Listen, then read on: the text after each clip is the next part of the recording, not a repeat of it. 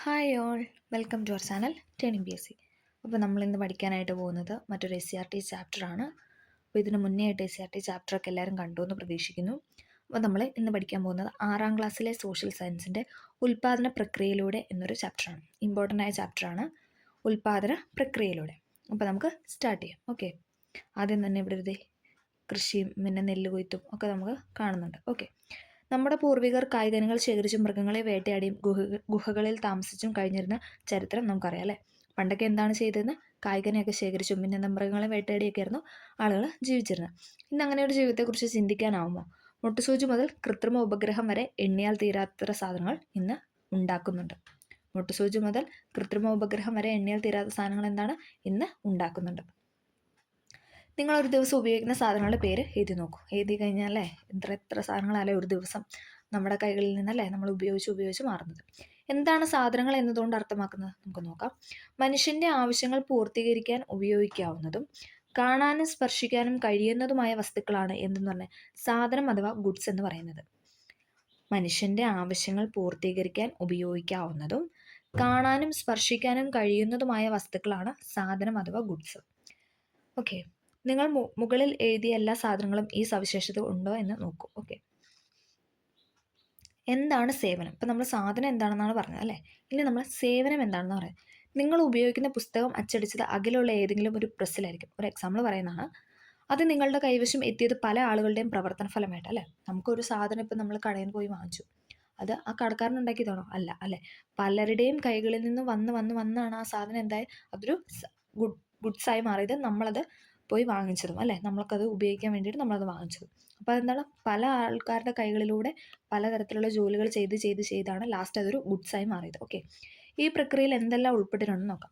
തൊഴിലാളികൾ, ഗതാഗത സൗകര്യം ഒരുക്കുന്നവർ, പുസ്തക വിതരണക്കാർ, ഇതൊക്കെ എന്താണ് പറഞ്ഞാണ്. ഈ എക്സാമ്പിൾ വെച്ചിട്ട് ഇവർ പറഞ്ഞാണ്. ഓക്കെ, ഇവരെല്ലാം നൽകുന്ന സേവനമാണ്. ഓക്കെ, അപ്പം ഇവരെല്ലാവരും നൽകുന്ന എന്താണ്?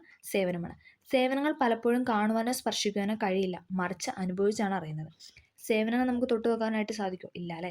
സേവനങ്ങൾ പലപ്പോഴും കാണുവാനോ സ്പർശിക്കുവാനോ കഴിയില്ല, മറിച്ച് അനുഭവിച്ചാണ് അറിയുന്നത്. അധ്യാപനം ഒരു സേവനമാണ്. ബാങ്ക് ഉദ്യോഗസ്ഥർ, ഡോക്ടർമാർ തുടങ്ങിയവരിൽ നിന്ന് നമുക്ക് ജീവിതത്തിൽ സേവനങ്ങൾ ലഭിക്കാറുണ്ട്. നാം ദിവസേന ഉപയോഗിക്കുന്ന സാധനങ്ങളും സേവനങ്ങളും പട്ടികപ്പെടുത്തിയാൽ ധാരാളം ഉണ്ടാകും. ഇത്രയും സാധനങ്ങളും സേവനങ്ങളും നമ്മുടെ ആവശ്യങ്ങൾ നിറവേറ്റാൻ വേണ്ടിയാണ് നാം ഉപയോഗിക്കുന്നത് അല്ലേ.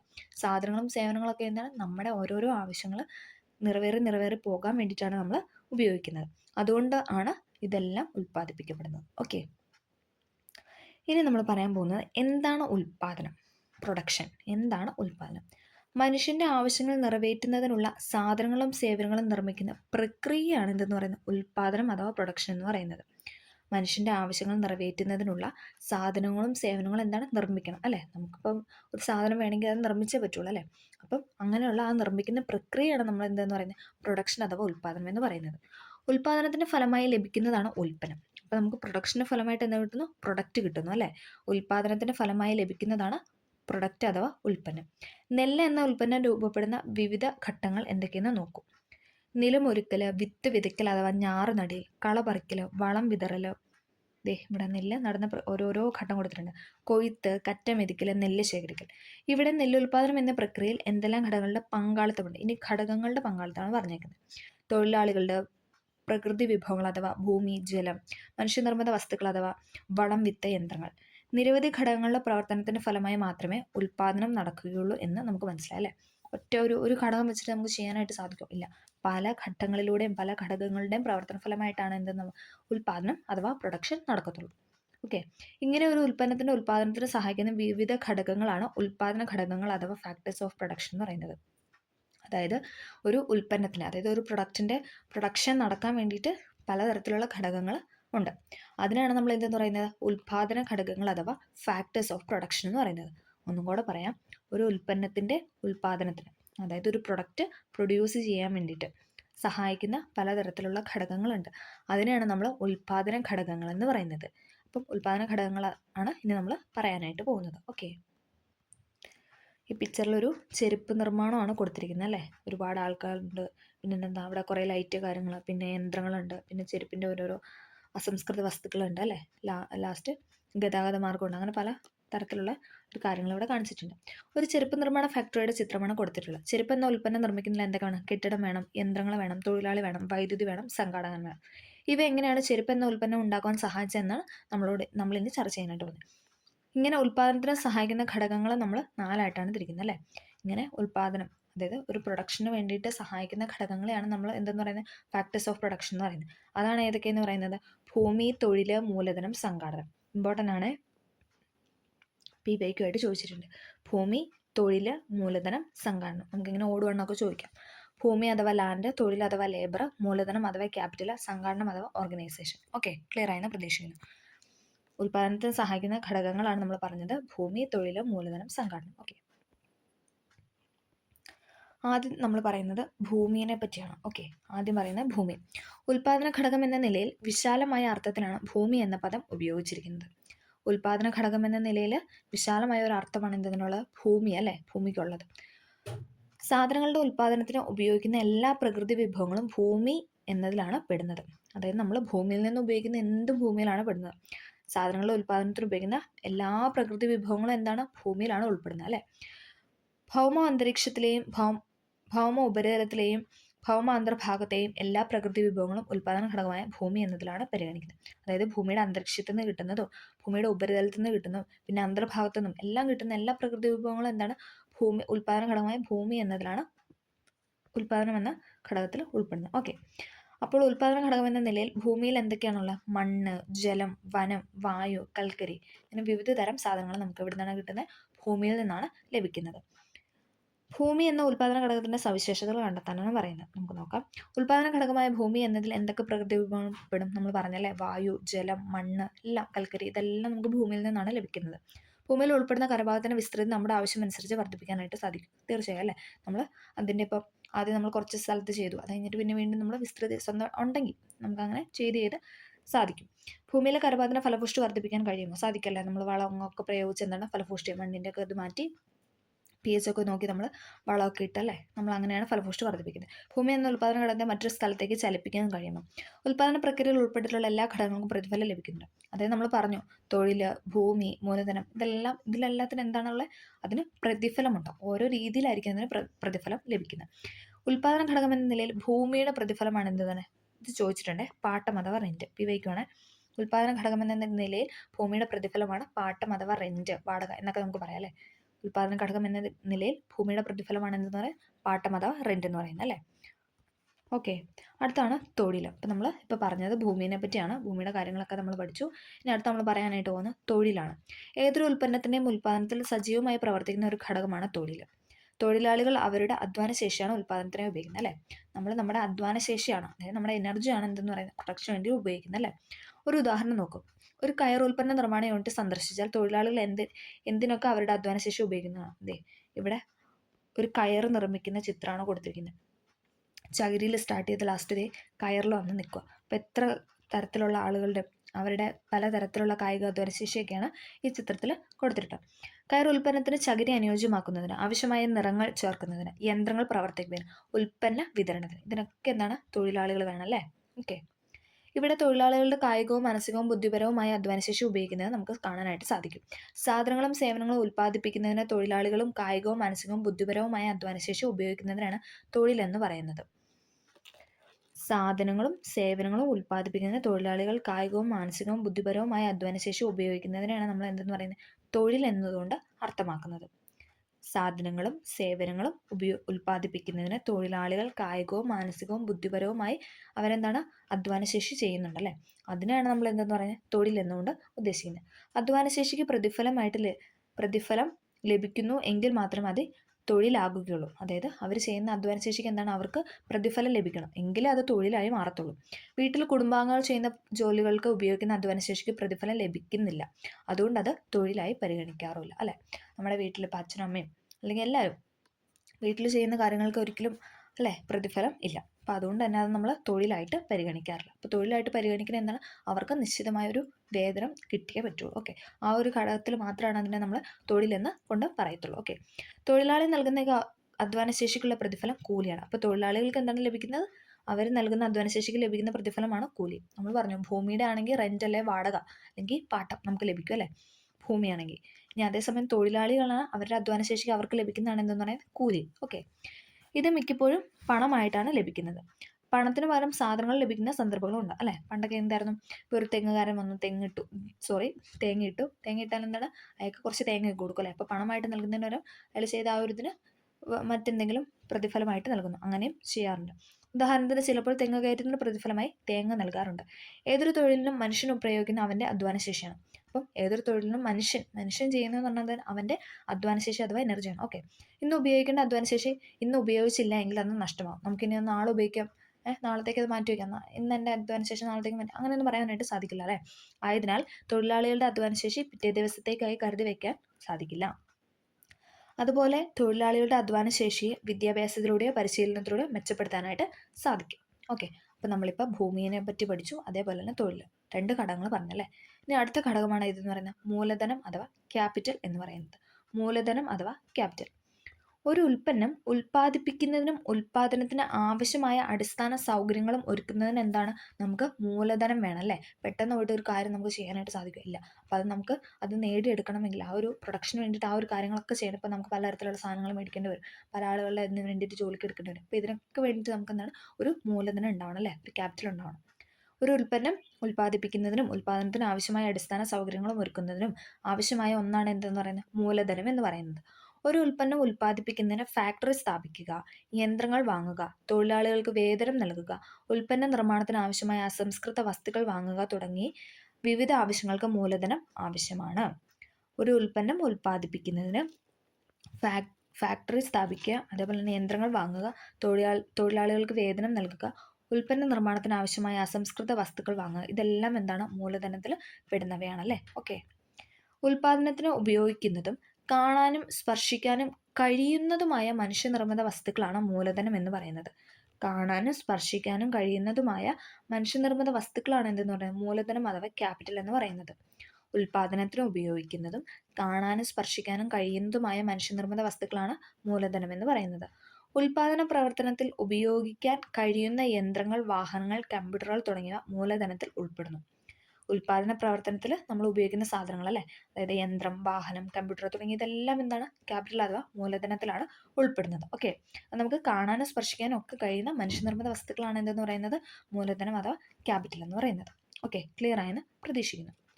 അടുത്താണ് വിജ്ഞാന മൂലധനം അഥവാ നോളജ് ക്യാപിറ്റൽ അഥവാ വിജ്ഞാന മൂലധനം. നാം ഇന്ന് ജീവിക്കുന്നത് വിജ്ഞാന സമൂഹത്തിലാണ്. നമുക്കറിയാലേ, നമ്മൾ ഇന്നൊരു അറിവിൻ്റെ ലോകത്തിലാണ് നമ്മൾ ജീവിക്കുന്നത്.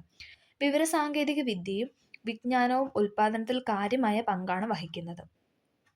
വിവരസാങ്കേതിക വിദ്യയും വിജ്ഞാനവും ഉൽപ്പാദനത്തിൽ ഇന്ന് കാര്യമായ പങ്കാണ് വഹിക്കുന്നത്.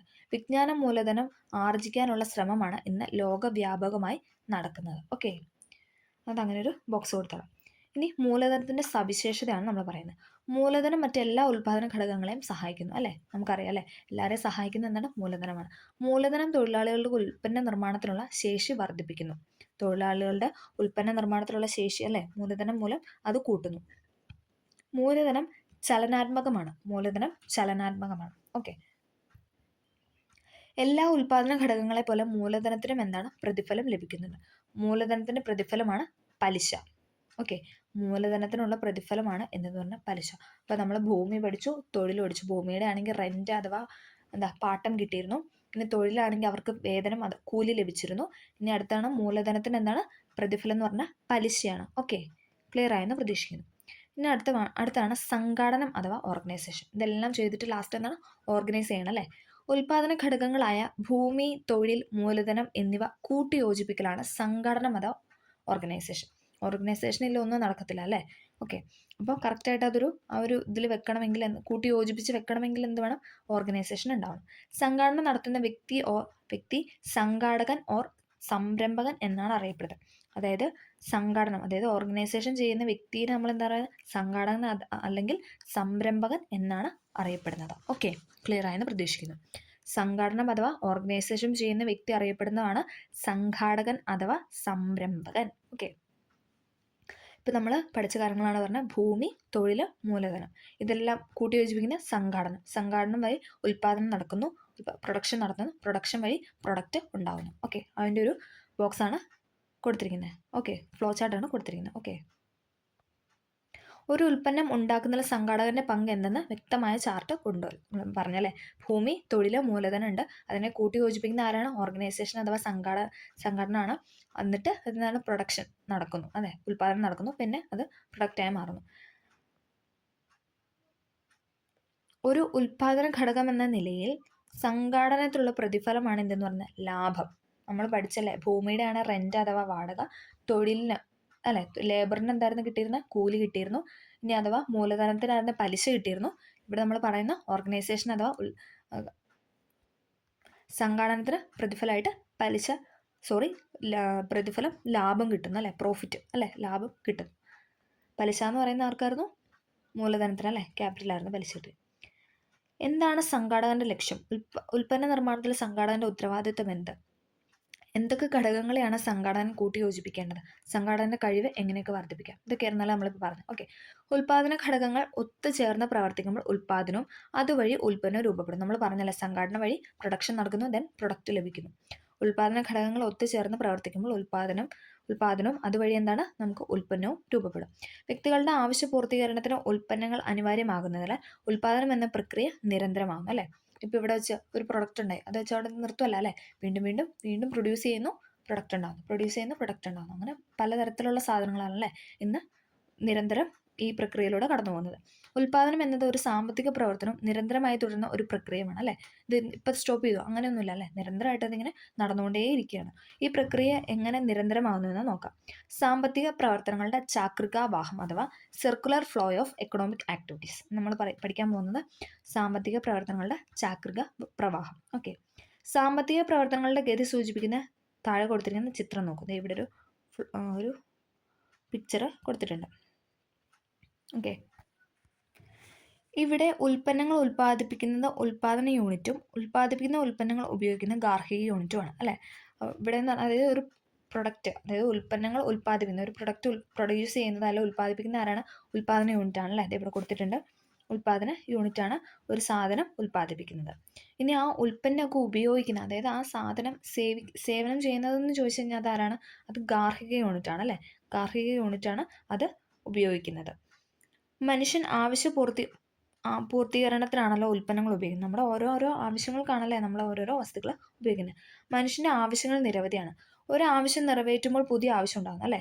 നമുക്കിപ്പോൾ ഒരു ആവശ്യം നിറവേറി എന്ന് പറഞ്ഞാൽ ഇനി പുതിയത് ഉണ്ടാവാതിരിക്കുന്നില്ല, അല്ലേ? വീണ്ടും പുതിയ മറ്റു പല ആവശ്യങ്ങളും നമുക്ക് ഉണ്ടാകുന്നു. ആവശ്യങ്ങൾ മാറുന്നതിനനുസരിച്ച് സാധനങ്ങളും സേവനങ്ങളും ആവശ്യമായിട്ട് വരും. അപ്പം നമ്മുടെ ഓരോരോ ആവശ്യങ്ങൾ മാറുന്നതനുസരിച്ച് തന്നെ നമുക്ക് പല സാധനങ്ങൾ വേണം, അതായത് പലതരത്തിലുള്ള സേവനങ്ങൾ നമുക്ക് ആവശ്യമായിട്ട് വരും. അപ്പോൾ അവ ഉൽപ്പാദിപ്പിക്കേണ്ടി വരും. അപ്പോൾ ഇതൊക്കെ കിട്ടണമെങ്കിൽ എന്താണ്? അതൊക്കെ പ്രൊഡ്യൂസ് ചെയ്യണം, അല്ലേ? അതുകൊണ്ട് ഈ പ്രക്രിയ തുടർച്ചയായി സംഭവിക്കുന്നു, അതെ. ഓക്കെ, ഉൽപ്പാദന യൂണിറ്റുകൾക്ക് ഉൽപ്പാദന ഘടകങ്ങളായ ഭൂമി, തൊഴിൽ, മൂലധനം, സംഘാടനം എന്നിവ പ്രദാനം ചെയ്യുന്നത് ഗാർഹിക യൂണിറ്റാണ്, അല്ലേ? അതായത് ഗാർഹിക യൂണിറ്റ് ആണ് എന്തെന്ന് പറയുന്നത് ഈ ഭൂമി കൊടുക്കുന്നത്, അതേപോലെ തൊഴിൽ ചെയ്യാൻ ആളുകൾ, അതായത് മൂലധനം, ക്യാപിറ്റൽ, സംഘാടനം എന്നിവ ഇതെല്ലാം പ്രദാനം ചെയ്യുന്ന ആരാണെന്ന് ചോദിച്ചാൽ ഗാർഹിക യൂണിറ്റാണ്. ഉൽപ്പാദന ഘടകങ്ങൾക്കുള്ള പ്രതിഫലമായി പാട്ടം, കൂലി, പലിശ, ലാഭം. നമ്മൾ പറഞ്ഞല്ലോ, ഭൂമിക്കാണ് പാട്ടം, തൊഴിലിനാണ് കൂലി, മൂലധനത്തിനാണ് പലിശ, സംഘാടനത്തിനാണ് ലാഭം. ഇതൊക്കെ എന്നിവ ഉൽപ്പാദന യൂണിറ്റ് ഗാർഹിക യൂണിറ്റിന് നൽകുന്നു. ഇതൊക്കെ നൽകുന്ന ആരാ? അതായത് പ്രൊഡക്ഷൻ യൂണിറ്റ് ഗാർഹിക യൂണിറ്റിലേക്ക് നൽകുന്നു. ഉൽപ്പാദന യൂണിറ്റ് ഗാർഹിക യൂണിറ്റുകൾക്ക് ആവശ്യമായ സാധനങ്ങളും സേവനങ്ങളും നൽകുന്നു. ഇനി ഉൽപ്പാദന യൂണിറ്റ് എന്താ ചെയ്യുന്നത്? ഗാർഹിക യൂണിറ്റ് അവരുടെ ആവശ്യം നടക്കാൻ വേണ്ടി ഗാർഹിക യൂണിറ്റിലുള്ളവരുടെ സേവനങ്ങളും സാധനങ്ങളും ഒക്കെ നൽകുന്നത് ആരാന്ന് വെച്ച് കഴിഞ്ഞാൽ ഉൽപ്പാദന യൂണിറ്റാണ്. ഇതിന് പ്രതിഫലമായി ഗാർഹിക യൂണിറ്റ് ഉൽപ്പാദന യൂണിറ്റ് എന്താണ്? പണം, അല്ലേ, വില നൽകുന്നു. ഓക്കെ, അപ്പോൾ ഇതിന് നമ്മളൊരു കണക്ഷനാണ് പറഞ്ഞത്. ഒന്നും കൂടെ പറയാം. ഒന്ന് ഫ്ലോയിൽ വന്നു കഴിഞ്ഞാൽ നമുക്കത് പെട്ടെന്ന് കിട്ടും. ഉൽപ്പാദന യൂണിറ്റുകൾക്ക്, അതായത് പ്രൊഡക്ഷൻ ചെയ്യുന്ന യൂണിറ്റുകൾക്ക് എന്താണ്? ഉൽപ്പാദന ഘടകമായ ഭൂമി, തൊഴിൽ, മൂലധനം, സംഘാടനം ഇതൊക്കെ കൊടുക്കുന്നുണ്ട് ഗാർഹിക യൂണിറ്റാണ്. അപ്പോൾ ഗാർഹിക യൂണിറ്റ് കൊടുക്കുമ്പോൾ ഗാർഹിക യൂണിറ്റിന് എന്താണ് തിരിച്ചു കിട്ടുന്നത്? ഉൽപ്പാദന യൂണിറ്റ് എന്ത് തിരിച്ചു കൊടുക്കണം? പാട്ടം കൊടുക്കണം, കൂലി കൊടുക്കണം, പലിശ കൊടുക്കണം, ലാഭം കൊടുക്കണം. അപ്പോൾ അങ്ങനെ ഗാർഹിക യൂണിറ്റിന് ഇതെല്ലാം തിരിച്ചു കിട്ടി. ഇനി എന്താണ്? ഉൽപ്പാദന യൂണിറ്റ് ഗാർഹിക യൂണിറ്റ് ആവശ്യമായ സാധനങ്ങളും സേവനങ്ങളും നൽകുന്നു. ഇനി ഗാർഹിക യൂണിറ്റുകൾക്ക് വേണ്ട സാധനങ്ങളും സേവനങ്ങളും നൽകുന്ന ആരാന്ന് വെച്ചാൽ ആരാണ്? ഉൽപ്പാദന യൂണിറ്റാണ്. ഓക്കെ, അപ്പോൾ അതിന് പ്രതിഫലമായിട്ട് ഉൽപ്പാദന യൂണിറ്റ് എന്ത് ലഭിക്കുന്നു? പണം ലഭിക്കുന്നു, അല്ലേ? ഓക്കെ, എല്ലാവർക്കും ക്ലിയർ ആയെന്ന് പ്രതീക്ഷിക്കുന്നു. ഒന്നും കൂടെ പറയാം. ഉൽപ്പാദന യൂണിറ്റുകൾക്ക് ഉൽപ്പാദന ഘടകമായ ഭൂമി, തൊഴിൽ, മൂലധന, സംഘാടനം എന്നിവ കൊടുക്കുമ്പോൾ തിരിച്ച് ഗാർഹിക യൂണിറ്റിന് എന്ത് ലഭിക്കുന്നു? പാട്ടം, കൂലി, പലിശ, ലാഭം ലഭിക്കുന്നു. അതുവഴി ഉൽപ്പാദന യൂണിറ്റ് എന്ത് ചെയ്യുന്നു? ഗാർഹിക യൂണിറ്റുകൾക്ക് ആവശ്യമായ സാധനവും സേവനവും നൽകുന്നു. അപ്പോൾ അവർക്കത് ഉൽപ്പാദന യൂണിറ്റിന് പ്രതിഫലമായിട്ട് എന്ത് നൽകുന്നു? വില അഥവാ പണം നൽകുന്നു. ഓക്കെ, ഇങ്ങനെ ഉൽപ്പാദന ഉപഭോഗം നിരന്തരമായിട്ട് തുടരുന്നു അല്ലേ. ഇതിങ്ങനെ ഒരു സൈക്കിളായിട്ട് അങ്ങോട്ടും ഇങ്ങോട്ടും അങ്ങോട്ടും ഇങ്ങോട്ടും ഇങ്ങനെ നടക്കുകയാണല്ലേ. അങ്ങനെ സാമ്പത്തിക പ്രവർത്തനങ്ങൾ ചാക്രിക ഗതിയിലാകും. ഓക്കെ, അപ്പം ബേസായിട്ട് കുറച്ച് കാര്യങ്ങളാണ് നമ്മൾ പഠിച്ചത്. ഉൽപ്പാദന ഘടകങ്ങൾ ഫുള്ള് നമ്മൾ കംപ്ലീറ്റ് ചെയ്തിട്ടുണ്ട്. അപ്പോൾ എല്ലാവർക്കും അത് ക്ലിയർ ആയെന്ന് പ്രതീക്ഷിക്കുന്നു. എല്ലാവർക്കും അത് ക്ലിയർ ആയെങ്കിൽ തീർച്ചയായും ലൈക്ക് ചെയ്ത് സപ്പോർട്ട് ചെയ്യുക. Okay, thank